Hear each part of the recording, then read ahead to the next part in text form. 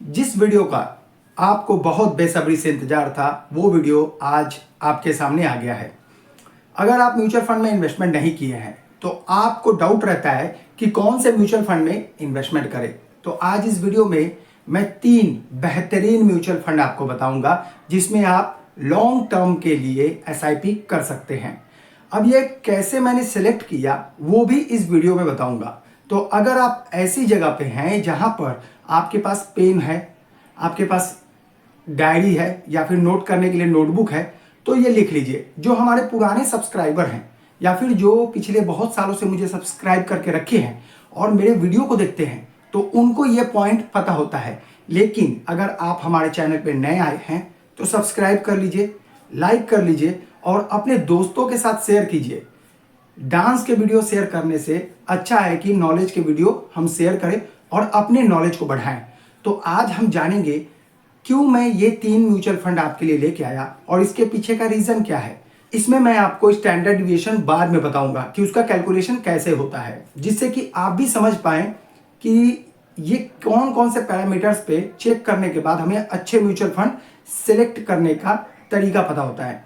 तो आज मैं जॉनसन अल्फा की बात करूंगा, बीटा की बात करूंगा और शार्प रेशियो की भी बात करूंगा कि क्यों ये जरूरी है आपके इन्वेस्टमेंट के लिए जब भी आप म्यूचुअल फंड सिलेक्ट करते हैं। देखिए, आपकी कंडीशन कैसी भी हो, आप कम कमा रहे हैं, ज़्यादा अर्निंग है आपकी, डजेंट मैटर, आप 100 रुपए से भी एसआईपी स्टार्ट कर सकते हैं। तो ये एक्सक्यूज मत दीजिए कि 100 रुपए भी नहीं है। 100 रुपीज से आप एसआईपी स्टार्ट कर सकते हैं, 500 से स्टार्ट कर सकते हैं। तो एसआईपी को स्टार्ट करना ये एक आपके फ्यूचर के प्रोटेक्शन के लिए हो सकता है, क्योंकि लॉन्ग टर्म में एसआईपी जो है आपको एक अच्छा रकम देता है। तो चलिए चलते हैं और जानते हैं। सबसे पहली बात बता दूं कि आप मैस्ट्रो इन्वेस्टर देख रहे हैं। अगर आप फौज में हैं, सेंट्रल गवर्नमेंट एम्प्लॉई हैं या फिर रेल में हैं, कहीं भी हैं, आप किसी भी गवर्नमेंट जॉब, प्राइवेट जॉब में हैं, आप हमें सब्सक्राइब कर लें और व्हाट्सअप नंबर दिख रहा होगा, उस पर व्हाट्सअप करके अपनी क्वेरी कर सकते हैं, वो भी फ्री ऑफ कॉस्ट। मैं अपने नॉलेज को आपके पास इसलिए शेयर करता हूं कि मेरी नॉलेज और बढ़ती है। जैसे जैसे आपका क्वेश्चन रहता है, आपके गोल रहते हैं, आपके टारगेट रहते हैं, जितनों का मैं सॉल्व करता हूं, मेरी नॉलेज बढ़ती है। इसीलिए आप भी इस वीडियो को जरूर शेयर कीजिए और हमें सपोर्ट कीजिए, जिससे कि मैं भी मोटिवेट होकर आपको और ज़्यादा टाइम दे सकूं। और उन सभी से बहुत बहुत सॉरी है, क्षमा चाहता हूं जिनका कॉल अटेंड नहीं कर पाता या फिर जिनको व्हाट्सएप पे जवाब नहीं दे पाता। आज नहीं तो कल आपको भी जवाब जरूर मिल जाएगा। हो सकता है कि आपका व्हाट्सएप में जो मैसेज होगा वो बहुत नीचे चला गया होगा, तो एक बार और से व्हाट्सएप कर दीजिएगा। तो चलिए समझते हैं कि सबसे पहला फंड जो है वो है पराग पारिक फ्लेक्सी कैप। जब एक न्यू इन्वेस्टर मार्केट में इन्वेस्ट करता है तो उससे क्या होता है कि वो अगर स्मॉल कैप ले ले, स्मॉल कैप क्या होता है, हाईली वॉलेटाइल म्यूचुअल फंड होते हैं, वो कभी ऊपर चढ़ेगा कभी नीचे उतरेगा। तो आप कम समय में, कम ड्यूरेशन में होता क्या है, आप डर जाते हैं और वहां से रिडीम या विड्रॉ कर लेते हैं। ऐसा मत कीजिए। आज इसीलिए सबसे पहले आपको पराग पारिक फ्लैक्सी कैप के बारे में बताऊंगा। ये एक फ्लैक्सी कैप कैटेगरी का फंड है। मतलब ये कि ये लार्ज कंपनीज, मिड कंपनीज और स्मॉल कंपनीज तीनों में इन्वेस्टमेंट करता है। अलॉन्ग विद दिस ये फॉरेन के बड़े बड़े कंपनीज में भी इन्वेस्टमेंट करता है, क्योंकि जो अल्फाबेट्स हो गए, गूगल हो गए, माइक्रोसॉफ्ट हो गया, ये सब क्या है, फॉरेन के ब्लू चिप कंपनी है। ब्लू चिप मतलब बड़ी कंपनी। तो यहां भी आप जब म्यूचुअल फंड के आगे ब्लू चिप लगा हुआ देखते हैं, मतलब साफ है कि वो बड़े कंपनी में इन्वेस्टमेंट करेगा। तो आपको जब मजा लेना है, स्टेबिलिटी लेनी है, यानी कि हम आराम से रिटर्न ले और कम मेरा म्यूचुअल फंड गिरे, तो ब्लू चिप म्यूचुअल फंड में जा सकते हैं। तो पराग पारिक क्या है कि वो अपने होल्डिंग्स को अपने हिसाब से फ्रिक्वेंटली चेंज करता रहता है। मान लीजिए मार्केट वॉलेटाइल हुआ, मार्केट गिरने के चांसेस है, तो वो अपना मैक्सिमम एक्सपोजर क्या करेगा, लार्ज कंपनीज में रखेगा, क्योंकि स्मॉल कंपनीज में सेलिंग ज्यादा देखने को मिलता है, जबकि लॉन्ग टर्म में आपको रिटर्न स्मॉल कैप ही ज्यादा देगा। इसीलिए अगर आप न्यू इन्वेस्टर हैं और म्यूचुअल फंड में नए इन्वेस्टमेंट स्टार्ट किए हैं तो आपको फ्लैक्सी कैप पहले लेना चाहिए, और वो है पराग पारिक फ्लैक्सी कैप। रिटर्न आपको बताऊंगा, साथ में कुछ कैलकुलेशन भी बताऊंगा। 3 पॉइंट आज कवर करूंगा, नेक्स्ट वीडियो में और 2 पॉइंट बताऊंगा, फिर लास्ट में ड्रॉ डाउन भी बताऊंगा। एक साथ बता दूंगा तो आप समझ नहीं पाएंगे। तो चलिए 3 का जो पॉइंट है मैं आपको बताता हूं। आप जब म्यूचुअल फंड में इन्वेस्टमेंट करते हैं तो आपका जो फंड मैनेजर है वो क्या करता है, मार्केट में इन्वेस्टमेंट करता है, यानी कि रिस्क लेता है। तो ये जो रिस्क लेता है उस पर उसको रिवॉर्ड मिलता है। रिवॉर्ड मतलब रिटर्न। तो रिटर्न मिलता है उसे हम शार्प रेशियो से कैलकुलेशन करते हैं। मतलब कि कोई फंड मैनेजर जब अपने इन्वेस्टमेंट पर रिस्क लिया तो उसे कितना रिटर्न मिला, ये रिटर्न रिस्क पर एडजस्टेड रहता है, यानी कि इसे हम शार्प रेशियो की जगह रिस्क एडजस्टेड रिटर्न भी कह सकते हैं। इससे यह पता चलता है कि फंड मैनेजर की इफिशियंसी कितनी है और वो कितना अच्छा रिटर्न जनरेट कर सकता है। तो पराग पारिक फ्लैक्सी कैप का अगर आप देखेंगे तो शार्प रेशियो है 1.16%, जबकि बाकी सभी फ्लैक्सी कैप के फंड का औसत अगर देखेंगे तो वो 0.87 है। यानी कि पराग पारिक के फ्लैक्सी कैप के जो फंड मैनेजर हैं उन्होंने रिस्क तो लिया और रिटर्न भी आपको दिया। तो ये आप याद रखिए, शार्प रेशियो जिस म्यूचुअल फंड का ज़्यादा होगा वो और ज़्यादा अच्छा रिटर्न दे सकता है।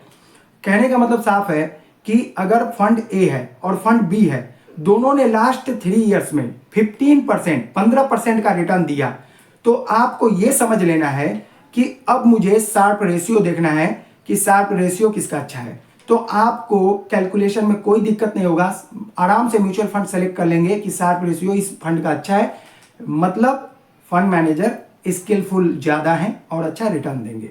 साथ ही अब बात करेंगे जॉनसन अल्फा की। जॉनसन अल्फा हमारे कस्टमर्स बार बार, हमारे जो इन्वेस्टर्स हैं वो बार बार पूछते हैं कि जॉनसन अल्फा होता क्या है।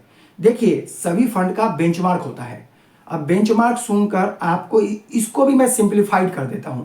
बेंचमार्क मतलब हो गया, मान लीजिए आप 5 km 5 किलोमीटर रनिंग कर रहे हैं, तो आपका टाइमिंग दिया हुआ है, वो टाइमिंग आपका बेंचमार्क है, यानी कि आपको 25 मिनट के अंदर आना है। तो वो आपका क्या हो गया, बेंचमार्क हो गया। 2012 के बाद सेबी ने, security exchange board of India ने कहा कि म्यूचुअल फंड भाई तुम तो रिटर्न दे रहे हो, लेकिन अच्छा दे रहे हो कि खराब दे रहे हो ये इन्वेस्टर को कैसे पता चलेगा, तो इसको बताओ, तो बेंचमार्क दिखाओ। बेंचमार्क दिखाओ मतलब कि आप अपने कंपटीटर में एक तो खड़ा करो कि इसके रिटर्न के साथ कंपेयर करें। तो सभी म्यूचुअल फंड का बेंचमार्क होता है, ये उससे आउट परफॉर्म किया तो अच्छा माना जाता है, अंडर परफॉर्म करेगा तो खराब माना जाता है। आउट परफॉर्म माने कि उसका जो बेंचमार्क है उससे ज्यादा रिटर्न दिया तो अच्छा है, उससे कम रिटर्न दिया तो इससे अच्छा कि मैं स्टॉक में डायरेक्ट लगा दूं, आपके पास क्यों दूं, मैं जो भी स्टॉक ले लूं आपसे तो अच्छा ही है फिर। तो इसीलिए बेंचमार्क से ये एक पैरामीटर है जिससे कि पता चल जाता है कि मार्केट में जो रिटर्न दिया, क्या इस म्यूचुअल फंड ने उससे ज्यादा रिटर्न दिया या कि कम रिटर्न दिया बेंचमार्क से। तो अगर आप देखेंगे तो जॉनसन अल्फा, तो पराग पारिक का जो फ्लैक्सी कैप का बेंचमार्क है वो निफ्टी 500 TRI है, इसका नाम है। तो इसका अगर देखेंगे आप, पराग पारिक फ्लैक्सी कैप का अल्फा है 4.95, यानी कि ऑलमोस्ट 5% का इसका अल्फा है। मतलब साफ है, अगर जो निफ्टी 500 ने रिटर्न दिया होगा 20%, तो ये 25% का रिटर्न देगा। अब क्लियर है, मेरे ख्याल से आप लोगों को सभी को क्लियर समझ में आ गया होगा मैं क्या कहना चाहता हूं। तो इसके साथ साथ और एक बात समझेंगे कि अल्फा देखते कैसे हैं। अल्फा आपको किसी भी म्यूचुअल फंड का जब उसका फैक्ट शीट डाउनलोड करेंगे तो वहां पर अल्फा आपको 3 साल 5 साल का नजर आ जाएगा, वहां से आप प्रेफर कर सकते हैं।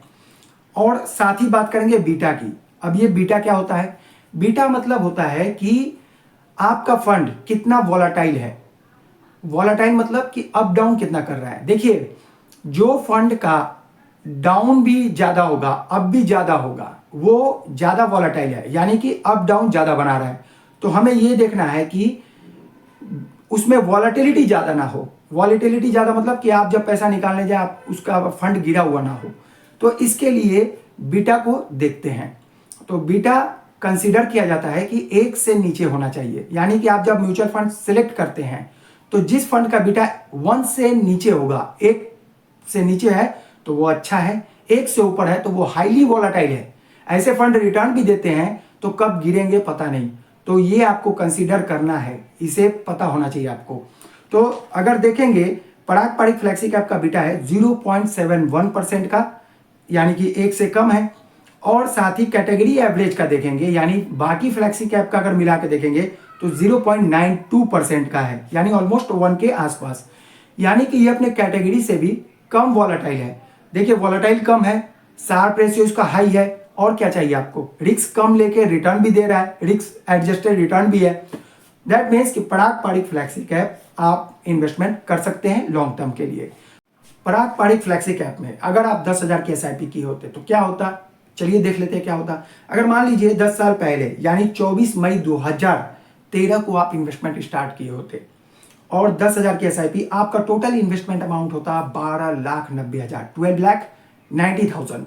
और आपका क्या होता, कितना मिलता आपको, गेस कीजिए, कमेंट्स में लिखिए, मैं थोड़ा ध्यान में रहता हूं, आप कमेंट्स कीजिए कि कितना मिलता आपको, लिख दिए। अब चलिए मैं बताता हूं, आपको मिलता है 42,90,452, यानी 13 लाख का आपका कितना बन गया, कितना गुना, 3 गुना से भी ज्यादा 10 साल में। ये है पावर ऑफ इन्वेस्टिंग। जितना हम कमाते हैं उसको इन्वेस्ट नहीं करते, सेविंग करके कहीं एलआईसी में या फिर कहीं और जगह रखते जाते हैं। सेविंग प्लान से even don't save your life.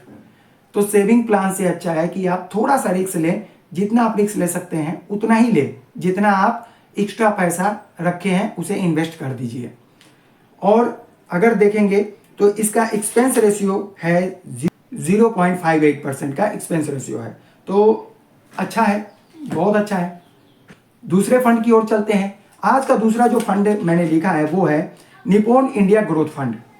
Nippon India growth fund क्या है, एक मिड कैप फंड है। सबसे पहली बात बता दूं, मिड कैप क्या होता है, जो 100 बड़ी कंपनी है जिसे ब्लू चिप कहते हैं, उसके बाद आने वाली यानी 101 से 250 तक के लिस्ट में आने वाली कंपनी को मिड कैप कहते हैं। यानी मिड कैप माने कैपिटल, यानी कि ये मिडिल कैपिटल वाली कंपनीज है। अब इसको ये समझना है कि इनमें जो ग्रोथ पोटेंशियल है वो ज्यादा होता है, बिकॉज ऑफ कि आज का जो मिड कैप है वो क्या होगा, कल का लार्ज कैप होगा। तो इस कंपनी के साथ आप ग्रो कर पाएंगे और आपका रिटर्न भी ग्रो कर पाएगी।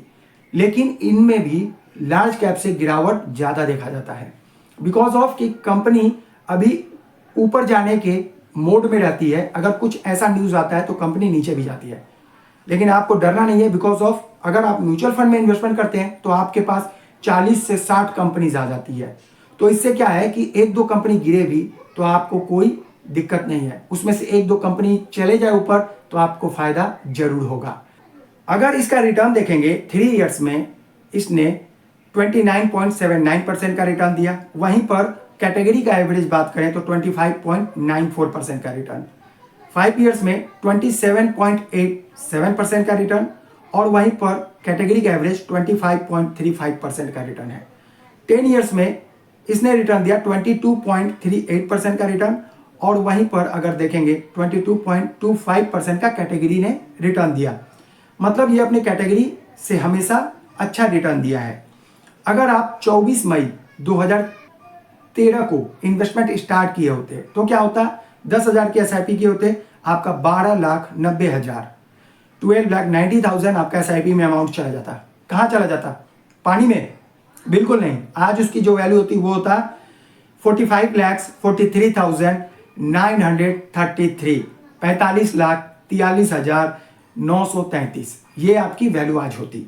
और अगर आप इसे देखेंगे तो आपका अमाउंट जो है 13 लाख भी अगर है तो 13,39, यानी 3 डबल से भी ज्यादा हो गया सिर्फ 10 साल में। ये है पावर ऑफ कंपाउंडिंग जब आप लॉन्ग टर्म के लिए इन्वेस्टमेंट करते हैं। ठीक है, शार्प रेशियो समझते हैं। शार्प रेशियो जैसा कि बता दिया मैंने पहले ही, शार्प रेशियो इसका है 1.47% और कैटेगरी का एवरेज है 1.22%, यानी कि ये अपने कैटेगरी से अच्छा रिस्क एडजस्ट रिटर्न दिया आपको। जॉनसन अल्फा की बात करेंगे, इसका है 1.6, यानी अपने बेंचमार्क को बीट करते हुए 1.6% का एक्स्ट्रा यानी एडिशनल रिटर्न दिया है। और वहीं पर कैटेगरी का है 1.35, अपने कैटेगरी को भी बीट किया है। फंड अच्छा है तो बीट करेगा। बीटा की बात करें तो ये थोड़ा सा ज़्यादा फ्लक्चुएट करता है और 0.92% है इसका बीटा, और वहीं पर कैटेगरी का एवरेज 89.7% का है। मतलब कि ये अपने कैटेगरी से थोड़ा सा ज़्यादा वॉलेटाइल है, तो यहाँ पर सोचने की बात है। लेकिन जैसे कि आपने देखा कि ये रिस्क लेकर रिटर्न भी देता है, तो हम थोड़ा कंसीडर कर सकते हैं, इसीलिए इस फंड को मैंने यहाँ पर आपको दिखाया। एक्सपेंस रेशियो 0.86% है, बाकी म्यूचुअल फंड से कुछ से ज़्यादा कुछ से कम, यानी कि एक सही मार्क में किया जाए तो एक्सपेंस रेशियो सही है। एक्सपेंस रेशियो क्या होता है? तो एक्सपेंस रेशियो वो होता है जो आपके फंड मैनेजर होते हैं, वो मैनेज करते हैं आपके फंड को, उसका चार्जेस होता है और ये लिया जाता है। नहीं लेगा तो मैनेज कैसे करेगा, उसे भी तो खाना है। अब बात करेंगे टाटा स्मॉल कैप फंड। ये ज़्यादा पुराना फंड नहीं है, ये सिर्फ 5 साल का फंड है। अब आप बोलेंगे कि सर आप क्वांट स्मॉल कैप को क्यों इग्नोर कर दिए, उसे तो करना चाहिए था। आपके पास 2 स्मॉल कैप रखोगे ना, तो एक टाटा स्मॉल कैप रखना। क्वांट स्मॉल कैप के साथ क्या हो रहा है कि उसका AUM है बहुत ज़्यादा हो गया है। AUM मैंने समझते हैं asset under management. Small companies में ज़्यादा AUM हो जाने से ये दिक्कत होती है कि उसे मैनेज फंड मैनेजर कहाँ करे। सपोज मान लीजिए आपका छोटा परिवार है, बोलते हैं ना छोटा परिवार खुशी परिवार। आपके 4 फैमिली मेंबर हैं, आपने 10 लोगों का खाना बना दिया, क्या होगा? 4 लोग तो खा लेंगे ना। स्मॉल कंपनीज के खाने की लिमिट होती है, यानी उनकी जो रिक्वायरमेंट है वो लिमिटेड है। जब AUM बढ़ जाए तो वो खराब कंपनी को भी देना पड़ेगा, बिकॉज ऑफ कि आप रख नहीं सकते। तो मैं इसीलिए इस फंड को लिया कि ये अभी ग्रोइंग है, ये म्यूचुअल फंड आप ग्रोइंग है, इसका AUM अभी ठीक है, ना कम ना ज़्यादा, तो इसे हम कंसीडर कर सकते हैं 10 साल तक के लिए। तो चलिए देखते हैं इसमें अगर आप इन्वेस्टमेंट किए होते 10,000 की SIP 12 नवंबर 2018, क्योंकि इसका लॉन्च डेट वही है, तो आपका टोटल इन्वेस्टमेंट होता 6,40,000, 6,40,000, और आज आपकी वैल्यू होती 15,43,843, यानी कि 15,43,843। तो कैसा लगा आपको ये रिटर्न? मजा आया? 5 साल में आपको डबल हो गया। FD तो करता नहीं है, ये कैसे कर दिया? तो जैसे मैंने बार बार बोला है, जैसे बेटे को पालते हैं ना, म्यूचुअल फंड को भी उसे पालना पड़ता है।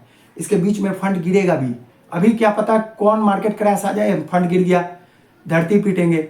ऐसा नहीं करना है, उसमें और लमसम डाल देना है, वेट करना है, फिर मार्केट ग्रो हुआ, आप बिल्कुल दोनों जेब में 1-1 करोड़ रुपए लेकर घूमते रहिए, कोई दिक्कत नहीं है। अब बात करेंगे शार्प रेशियो की, तो शार्प रेशियो इसका है 1.77, जबकि कैटेगरी का एवरेज है 1.53, यानी कैटेगरी से अच्छा रिस्क एडजस्टेड रिटर्न दिया इसने।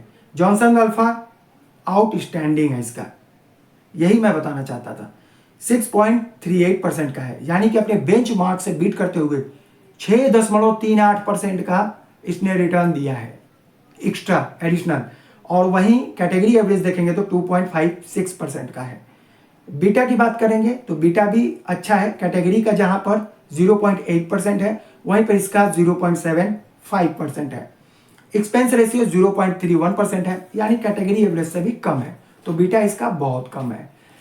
अब वीडियो कैसा लगा ये जरूर बताइएगा, कमेंट्स कीजिएगा और दोस्तों के साथ शेयर कीजिएगा। आपके लाइक करने से क्या होता है मालूम है, ज्यादा लोग ये वीडियो देखते हैं। तो requesting you all, please like कीजिए, सब्सक्राइब कीजिए और अपने दोस्तों के साथ शेयर जरूर कीजिए। दिल से धन्यवाद मेरे तरफ से अगर आप शेयर करते हैं।